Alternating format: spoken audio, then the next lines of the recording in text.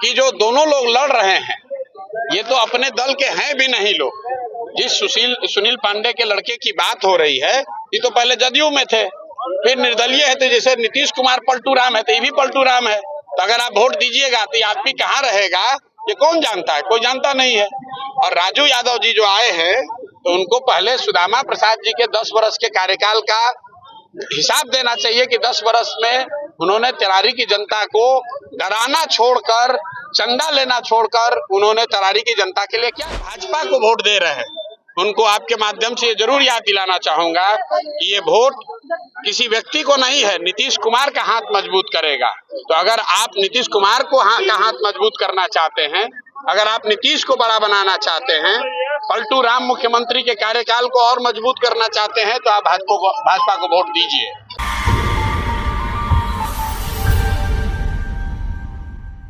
का मुद्दा जो बिहार का मुद्दा है कि बिहार को गरीबी से, भ्रष्टाचार से, पलायन से, बिहार के भुखमरी से आजादी के लिए 2 वर्ष पहले जो जन सुराज का अभियान शुरू किया गया है उसी के तहत आप उपचुनाव में 4 जगहों पर जन सुराज के प्रत्याशी चुनाव लड़ रहे हैं। तरारी का जो चुनाव है, जन सुराज इस आश्वासन के साथ इस मैदान में उतरा है कि तरारी की जनता को जो भय की राजनीति है, यहाँ पर जो बालूबली और बाहुबली हैं, उन लोगों से तरारी की जनता को मुक्त कराने के लिए जन सुराज ने सबसे पहले, जैसा कि आपको मालूम है, लेफ्टिनेंट जनरल SK सिंह को उम्मीदवार बनाया था। कुछ तकनीकी कारणों से वो चुनाव नहीं लड़ पा रहे हैं, तो कई लोगों को लगा कि भाई बाहुबली के सामने कौन खड़ा होगा, तो बाहुबलियों के सामने तरारी की एक बेटी को जन सुराज ने खड़ा किया है और इस विश्वास के साथ खड़ा किया है कि पिछले 30-40 सालों में भय की राजनीति से CPI ML का भय दिखाकर भाजपा जदयू के लोग और जदयू भाजपा के लोग CPI ML का भय दिखाकर जो लोग वोट लेते रहे हैं, उससे जनता को मुक्ति मिले, एक अच्छे विधायक का चयन हो। इसीलिए एक साल के बीच कहाँ खड़ी है जन सुराज? नहीं, हम लोग तो कोई 1 साल के लिए नहीं जुड़े हुए भैया। ये जो राजनीतिक जमींदारी है लोगों की, वो आज 9 साल की नहीं है, वो 30-35 सालों से है। ये जो पूरा क्षेत्र है ये जातीय संघर्ष का क्षेत्र रहा है, ये हिंसा का क्षेत्र रहा है। बाद में जातियों के दबंग लोगों ने बालू और अन्य तरह के गलत व्यवसायों के आधार पर इस पूरे क्षेत्र की जनता का भविष्य एक तरीके से कब्जा कर रखा है। तो ये समय है तरारी की जनता को उठने का, उठकर सामने विकल्प एक बेहतर दिख रहा है उसका बटन दबाने का। अभी तक लोग ये कहते रहे कि हमारे पास विकल्प नहीं है। आप देख रहे हैं जितने लोग आज पैदल चलकर आए हैं, वो आपके सामने प्रमाण है कि जनता के सामने जब विकल्प होगा कोई किसी से डरने वाला नहीं है। मैं आपके माध्यम से जनता से यही अनुरोध करूंगा कि 30-35 साल से जिस भय में आप जी रहे हैं, उस भय से निकलने के लिए आप आइए और एक बेहतर विकल्प का चुनाव कीजिए।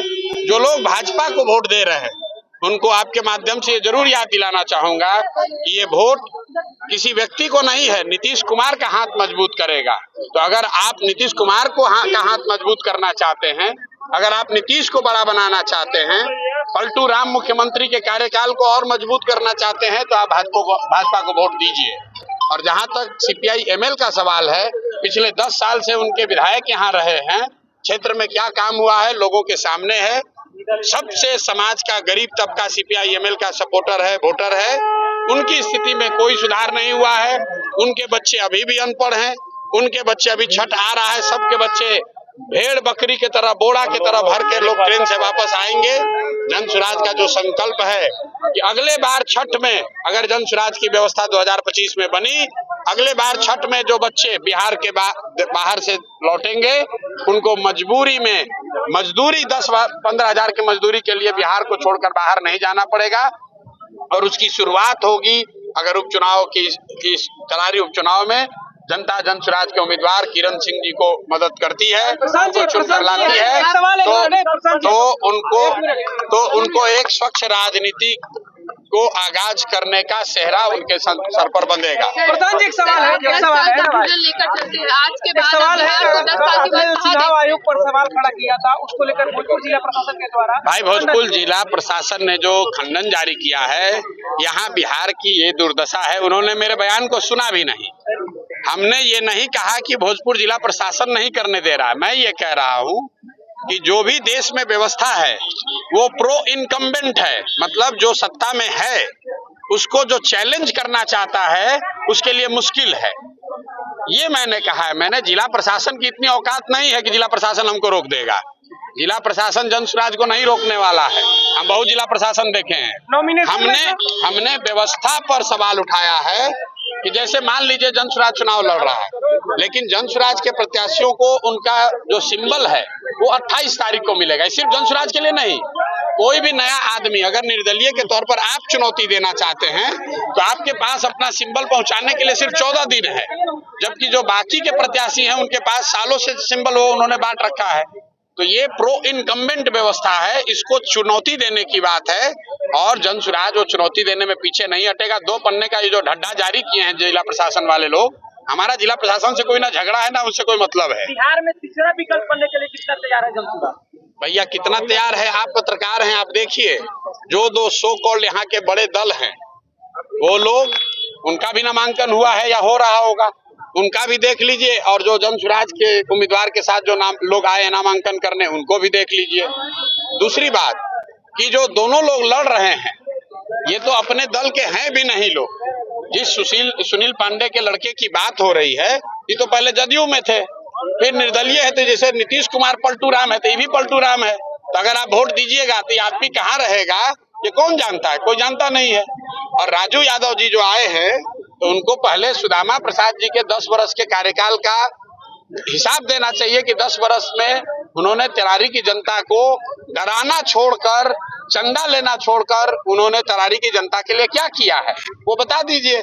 प्रशांत जी एक सवाल है, आपने कहा कि जंगल राज और अधिकारी के राज से मुक्ति दिलाएंगे। हम नहीं बोले। जब हम पदयात्रा कर रहे हैं 5000 गांव में पिछले 2 साल में गए हैं, तो किसी रामनगर में जब हम पैदल चल रहे थे बेतिया में, तो एक हजाम सैलून चलाने वाले एक हजाम से लोगों ने मुलाकात कराई। मैंने पूछा सभा में कि भाई लालू जी के राज में और नीतीश के राज में क्या फर्क है? तो उसने बताया कि भाई मैं तो भैया हजाम हूँ, अपने भाषा में बताता हूँ कि लालू के राज में और नीतीश के राज में कोई फर्क नहीं है। जनता का हजामत दोनों में पूरा बना है। फर्क बस इतना है कि लालू जी के राज में हजामत अपराधी बनाता था, नीतीश के राज में हजामत जनता का अधिकारी बना रहे। लालू जी के राज में जो अपराधी था वो गन लगाकर लूटता था, नीतीश के राज में जो अधिकारी है वो कलम लगाकर लूट रहा है। लालू जी के राज में जो अपराधी था वो डरता नहीं था किसी से, जो करना है कर लो, हम बदमाशी करेंगे, रंगदारी करेंगे, अपहरण करेंगे। वही हाल नीतीश के राज में अधिकारियों का है, आपसे घूस लेगा ही लेगा। राशन कार्ड बनाना हो, जातीय प्रमाण पत्र लेना हो, पासपोर्ट का वेरिफिकेशन हो, इंदिरा आवास हो, कोई ऐसा सरकारी काम नहीं है जिसमें बिना पैसा घूस के काम हो सके। तो ये अधिकारियों का जंगल राज है। तो आप वोट ये मालूम है जो सुनील पांडे हैं उनको मालूम है कि जदयू में, पहले जदयू में थे ना ये भाई साहब, तो जदयू में इनको मालूम है लड़ेंगे तो सब हरा देगा। सुनिए ना भाई, लोजपा में थे, जदयू में थे, अब भागकर आए हैं भाजपा में। क्यों? उनको मालूम है अगर जदयू में रहेंगे तो नीतीश कुमार के नाम पे एक वोट पड़ेगा नहीं। तो ये भाजपा का चोला ओढ़ कर आए हैं, लेकिन सही में तो हैं नीतीश कुमार के ही आदमी। और वोट अगर जो भाजपा को दीजिएगा तो नीतीश कुमार को ही फायदा होगा। तो क्षेत्र की जनता को ये बताना चाह रहे हैं कि भैया नीचे मत देखो, ऊपर देखो। बिहार में अगर लालू नीतीश के राज को खत्म करना है तो जन स्वराज ही विकल्प है। अगर नीचे देखकर वोट दोगे तो गिर पड़ोगे, कुछ फायदा नहीं होगा। बहुत बहुत धन्यवाद।